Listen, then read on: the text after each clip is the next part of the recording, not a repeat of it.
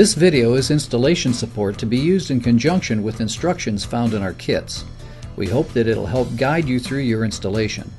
If after viewing this video you find that you are not confident in your mechanical abilities or do not have the necessary tools, please seek a professional installer.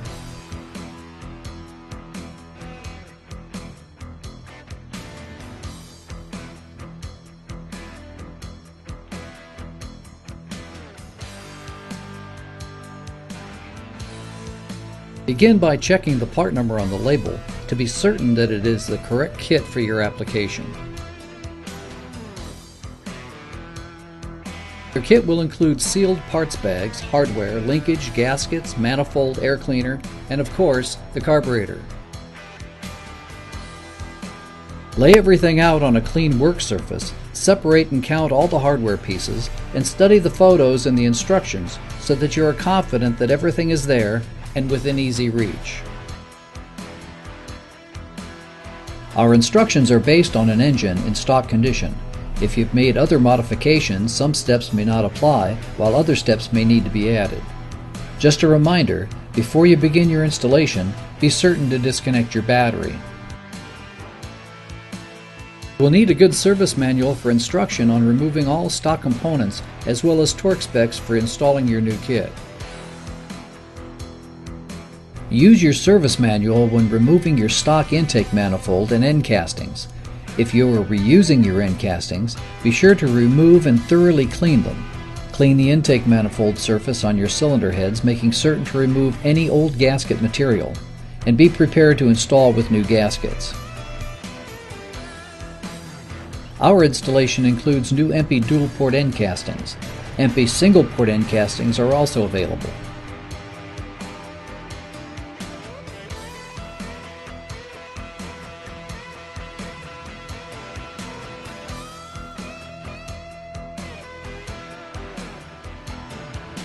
Locate the case stud just behind the fuel pump to determine if it is a long stud or if you will require the long bolt supplied in the kit. We lucked out, our stud is long enough. Slide the manifold from the driver's side under the alternator or generator and locate the manifold on the stud, or install the long bolt to hold it in place. Snug, but do not tighten.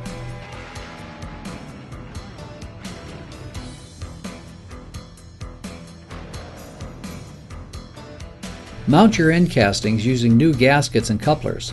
Install the coupler clamps loosely, as the coupler will need to be flexible. Mount them so that the clamp screws face the rear of the engine. I have found that inverting them to engage the coupler, then turning them down to the cylinder head works best for me. Do not tighten the end casting nuts yet. Yes, it is much easier on an engine stand. Your installation will most likely be with the engine in your car. It will be somewhat more difficult. Take your time. If your engine has been modified, you may find that the manifold tubes are too long to properly fit with your end castings. These tubes can be cut to fit. Just be sure to measure twice and cut once.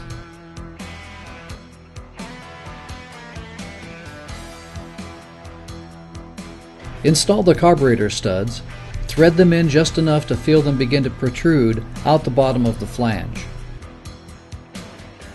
Install the carburetor to manifold gaskets. Then install the carburetor using the nuts and spring washers provided.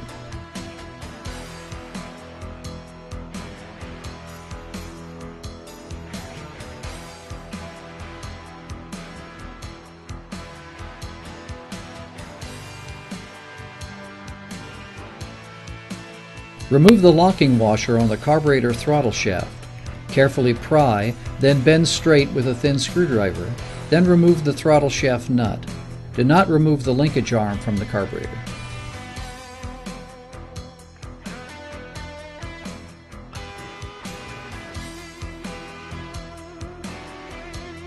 Install the new linkage arm provided. It should be facing toward the rear of the engine, about the 4 o'clock position. Reinstall the locking washer and nut, snug but do not over-tighten the nut, then bend the locking tab back to prevent the nut from rotating.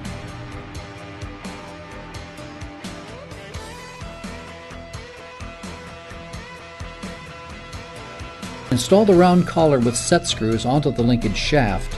Install the linkage shaft with collar through the 2 linkage mounts on the manifold.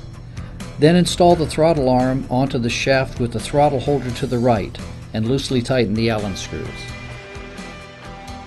Please note that on a previous version of this kit, you were instructed to place the collar between the 2 manifold linkage mounts. You will need to install the collar as described here for the linkage rod to properly install on the manifold.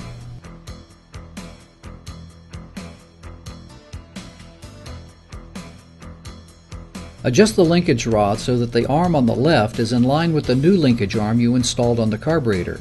Then loosely tighten the collar against the linkage mount.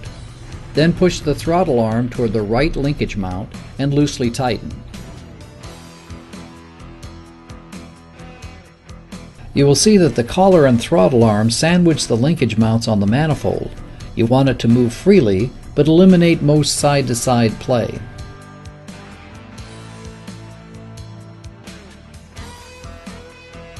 Now install the swivel joints and the stud to complete the linkage. Only 1 lock nut is required to maintain the set length.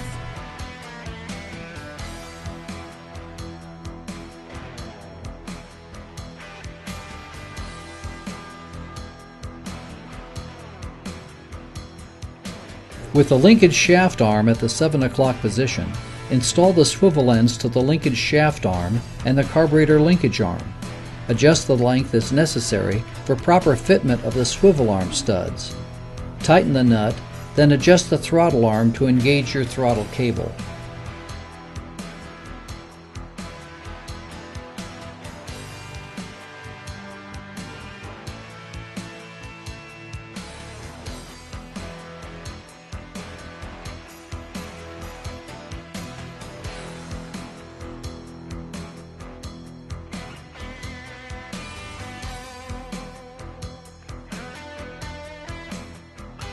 Once you confirm that your throttle cable is properly attached and that you have full closed and full open throttle, go back and tighten all the linkage components and carburetor mounting nuts to spec.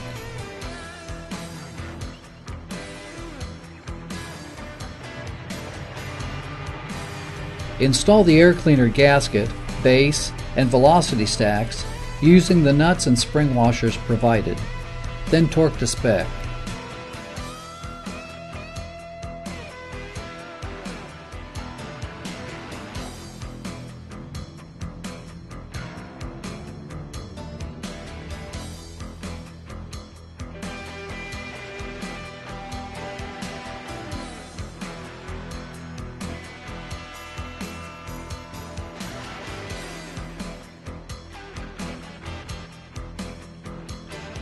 The fuel inlet can be moved left or right to accommodate your application. Just swap the fitting and plug.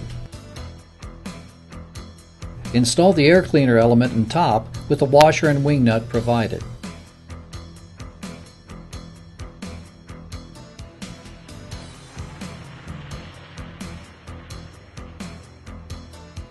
Align the manifold and carburetor to make certain that the carburetor is as level as possible.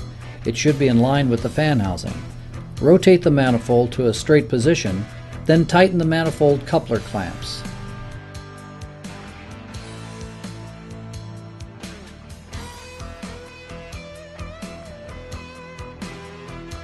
For a single carburetor to function properly, the manifold requires heat. The heat from the exhaust is passed through the preheater tubes into the manifold casting. The manifold is designed to route the heat toward the base of the carburetor to prevent icing. If you are using an aftermarket header, it may be necessary to drill the preheater passage before installing the preheater tubes. Fit the tube into the opening at the bottom of the manifold and push it until the flange aligns with the preheater flange on your header. Install the gasket and hardware, but do not tighten. Install the other side, then tighten the end casting nuts and preheater tube hardware to spec. Now review that all components are tightened to spec, then install your fuel line.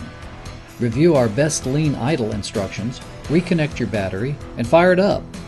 Immediately check for any fuel leaks and fix as necessary. We always recommend that you begin with a new set of spark plugs, points, condenser, and ignition wires, and that your valves have been checked and adjusted to spec. Review our initial setup and adjustment video and tune the carburetor to your application.